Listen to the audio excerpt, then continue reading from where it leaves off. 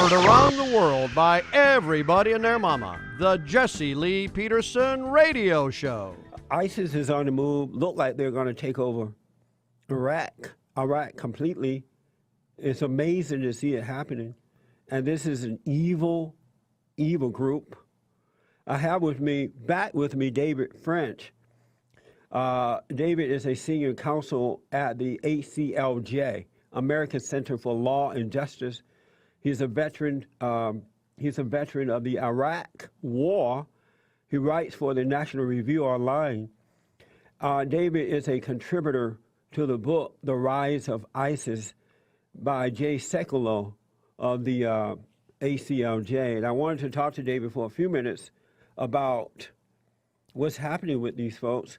Jay, welcome back to the show, sir. Good morning. Oh, thanks for having me. I appreciate you being here. Very, very serious book, but a lot of information that we need to know.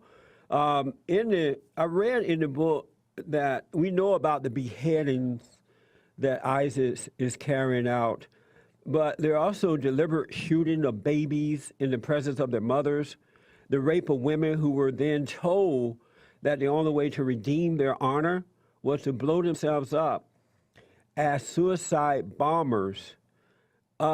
This is an evil group of folks, right? Oh, my goodness, unbelievable. Americans, you know, until these beheading videos were released, Americans really didn't have any idea of the depravity of these jihadists. I mean, they really didn't.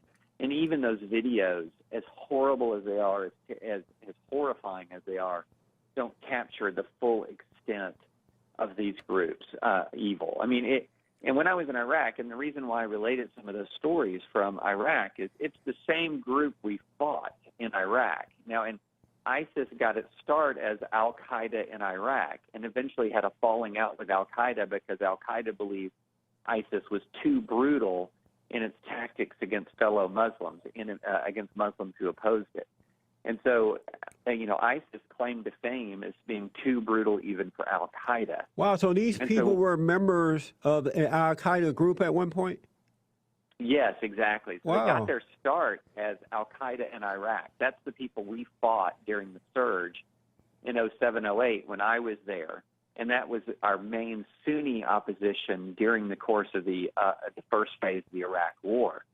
And so we're very familiar with them. The tactics they use now were the tactics they used then. I mean, there's no real difference. The difference is that after the surge, many of them fled into Syria, where they were able to rearm, gather new recruits, and take a lot of ground from Assad's forces in Syria before they came back into Iraq, where Iraq was unfortunately dramatically weakened because we prematurely pulled all our troops out. How does it feel to have fought there for freedom and to watch it being taken over again by these same people? Just watch it being taken. What does that feel like to see that? It's infuriating. I mean, it really is infuriating. I mean, the idea that Barack Obama did not understand that when he pulled troops out, that it would make Iraq vulnerable, when every military leader of any consequence told him that would happen. As one individual said, not only was it predictable this would happen, it was predicted. We knew, everyone who was there knew, that American forces and that the American military presence was the glue that was keeping the Iraqi military functional. Now, it may have been the case that years down the line, the Iraqi military could stand on its own and would be a modern and professional fighting force, or at least more modern and professional than it was in 2011 when we pulled out. Right. But when we pulled out, we were the glue holding that military together. And when you remove that glue, that military did exactly what everyone predicted who knew anything about it, that it began to come apart in a web of corruption. And it came apart through sectarian division and was vulnerable to this ISIS attack. And what's unfortunate, and doubly unfortunate, is when ISIS hit these Iraqi army divisions that had been weakened since we left, they were able to take over vast amounts of American military equipment, Humvees, artillery pieces, tanks, which made ISIS one of the strongest jihadist armies ever. But you know, David, even a 5-year-old would have known that if you pull out all of the American troops, that ISIS would take over again. I mean, Obama knew this. I mean, he had to know it. Anybody would know that. It's something else going on with Obama that he allowed that to happen. It was like it was intentional. Well, there's two things going on with him. One, it was an absolute priority for him to see himself as the president who, quote, ended 2 wars. Well, that's not going to work out. He's already said that this fight with ISIS will continue after he leaves office. So he didn't end that war. Yeah. It looks like American troops will stay in some capacity in Afghanistan. So he's not going to end that war. Well, and I'm actually thankful that our troops will stay in Afghanistan rather than just abandon it to the Taliban. Right. So, you know, he had that. That was his goal. He was going to be the president who ended 2 wars. And then he came in believing he knew more than everybody about the Middle East. And the thing that he thought that he knew was that the real problem in the Middle East wasn't jihad. The real problem in the Middle East wasn't Middle East radicalism. But the real problem in the Middle East was George W. Bush's foreign policy and Israel's policy. Well, we have news for him. The real problem in the Middle East is jihad. Yeah. The real problem in the Middle East is Islamic radicalism and Islamic supremacism, and it doesn't matter who's president of the United States or what Israel does. They still despise America, and they still despise Israel because we're not Islamic. I mean, it's that simple. Go ahead. So, you know, this idea that our change in policy direction, unless it was a pure surrender to them, is not going to appease them. It's only going to empower them. How are the views of ISIS and Hamas connected? Well, they're the same views, essentially. So what you're talking about are Muslim supremacist groups who are jihadist in their outlook and are dedicated to restoring Islamic dominance, not just in the Middle East, but world, and restoring Islamic dominance completely in the Middle East, and then spreading Islamic dominance worldwide. I mean, that's their worldview. They have the same worldview. They are located in different parts of the Middle East. Hamas concentrated in Gaza, ISIS concentrated in northern Iraq, northern Syria, but they have the same worldview. They have the same tactics. Everyone, you know, in the Obama administration appears to believe that Hamas is somehow a more civilized force than ISIS. No, absolutely not. Yeah. They have proven again and again that they will do what they feel like they can do and can get away with to advance their agenda, up to and including walking into restaurants in Israel with suicide bombs and blowing up women and children. Wow. Let me take a quick break, David. When I come back, I want you to tell the folks how to get this book. It is a must-read. 888-775-3773. Back in a moment.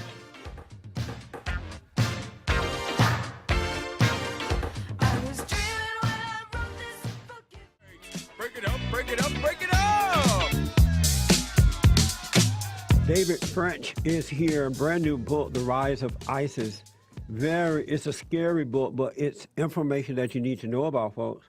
And I think the more that you're informed, the more that the American people are informed, I think they'll start to take action to fight back evil. And that's why I am highly recommending that you get the book, The Rise of ISIS. David, how can people get the book?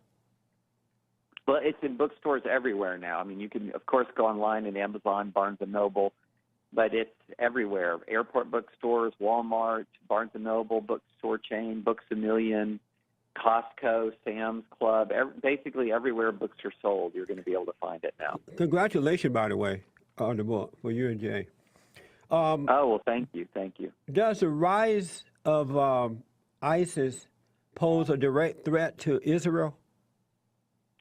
Well, it will eventually. Here's the problem. The advantage for Israel right now is that ISIS is in northern Syria and northern Iraq, and so it's separated from Israel by the remaining forces of the Assad regime, and therefore ISIS is not directly on the border, although there have been some incidents, some infiltration, and some exchanges of fire across the border. As of right now, ISIS is in northern Iraq and northern Syria, where it is attacking primarily our Kurdish allies, primarily Iraqi army, and primarily the Syrian army. But if they continue to expand, all that will change. I mean, Yeah. they are trying to create a caliphate, and they have declared a caliphate, and they control territory roughly the size of a nation between northern Iraq and northern Syria, and they have enormous revenue. So as we described in the book, this is the largest, wealthiest, most well-armed terrorist organization in history, and they absolutely have ambitions of taking on Israel, but they're not geographically there yet. Hamas, of course, is. Hamas Yeah. is right next to Israel and launches its rockets at Israeli civilians essentially whenever it can, unless until Israel puts a stop to it. A caliphate means United Muslim states, right? Right. A caliphate, and for centuries, the vast majority of the Muslim world was ruled by a caliph. And what a caliph was, it was imagine combining a pope and a president. In other words, putting both political and religious rule under one person. And so Abu Bakr al-Baghdadi, the leader of ISIS, has declared himself Caliph Ibrahim. In other words, the combined political and religious leader of the Islamic State. And so this is something that is a goal for Muslims, for particularly Sunni Muslims, for a very long time, to reestablish a caliphate. The previous caliphate was ended when the Ottoman Turkish Empire dissolved after World War I. The Ottoman Turkish Empire ruled much of the Middle East for a very, very long time. They backed Germany in World War I, were defeated by the Allies, and as a result, the Ottoman Empire dissolved, essentially, and the caliph was ended. Right. Well, now the caliph is reborn, at least in ISIS's mind, through Caliph Ibrahim. And that's one of the reasons why he is attracting so many recruits around the Muslim world. There was just a report today that even in the so-called success story country of Tunisia, Tunisia is sending thousands of young men to fight for ISIS. And the reason is they are captivated by this notion of a caliphate. They believe it will restore the glory that was lost in the Muslim world. And that's a compelling message for huge numbers of young Muslim men and increasing numbers of young Muslim women as well. Yeah. I just heard a story this morning of 3 American women, young girls, who flew over there trying to hook up with ISIS. Did you hear about that? Yes, absolutely. They flew over there, were arrested, fortunately, before they were able to join up with ISIS. And then it was just a couple of days ago that there was an attack in Canada by a young Canadian Muslim man who was inspired by ISIS, who drove his car into 2 Canadian soldiers, killing one of them. I mean, it is a virus that is even infecting young Muslims in the United States, in Canada. Britain has more of its young Muslim men fighting for ISIS than have joined the British Army. Think about that for a minute. Yeah. So we're talking about a message that ISIS has, even in spite of how brutal they are. Well, I would say because of how brutal they are, they have inspired many, many young Muslims around the world, including in this country. So it is a malicious worldview, but it's a worldview that has a lot of followers, and followers even in the United States. Well, 2 questions about that. First is, these folks who are attracted to it from the United States and Canada and Europe, are they black people? I think some are, some aren't. I know that there's been some, white folks who have become radicalized Muslims in the United States. I'm thinking of a woman, I believe, from Pennsylvania in recent years. So I don't know that you can characterize them by race. You certainly can characterize them by religion. They are Islamic supremacists who believe in a jihadist ideology, and it's an ideology that's had long-time currency and long-time power within the Muslim world. David, what would make an American attracted to ISIS? What would make them attracted to it? I can't imagine giving up my freedom to go fight with a group like that. Well, contrary to what the president said they're not Islamic. I mean, nothing could be further from the truth. They wrap themselves in this Islamic ideology an Islamic worldview. And for many Muslims, and we saw this in Iraq, there is an element of the Islamic world that the more devout they get, in other words, the more they pray, the more they are focused on the Quran and the Hadith, the more radicalized they become. Now, that's not everyone, of course, but there are many millions of Muslims out there in the world, and many who live in the United States, I don't know how large that number is, who share that view and as they become more devout, they become more jihadist. Wow. And so the appeal of ISIS to them is religious. It is a deeply religious appeal that is, giving them meaning and purpose in their lives. And that's why we have to accurately name the threat, because if we just say it's nihilism, like the president and the Secretary of State have called it, which is absurd. I mean, nihilism is the belief in nothing. These guys believe in something that is a totalizing worldview and that empowers their every action. We have to understand that. We're running out of time, about 2 minutes left here. A senator said that ISIS has materials to build a bomb that would blow up a U.S. city. Do we need to be concerned about that here in America? Is there any threat to us from ISIS at this point? Or there similar are some groups? reports. There are reports, and we've mentioned this in the book. There have been credible reports that ISIS has captured uranium, not uranium that could be used for a nuclear bomb, but uranium that could be used for a so-called dirty bomb. Mm-hmm. In other words, a bomb that would spread radiation in its blast radius and in the atmosphere. So we have seen reports of that. I'm not aware that they have obtained the explosive, the kind of explosive capability to destroy an entire city. They certainly have the ability to create large car bombs and other kinds of bombs that you see them using today in Iraq and Syria. The book is The Rise of ISIS by J. Sekulow and David French. David, congratulations again. It's an excellent book. Everybody and their mama must read it. Thank you for the work you guys are doing over there. Well, thanks so much. All right. Do you have a website real fast you want to give out?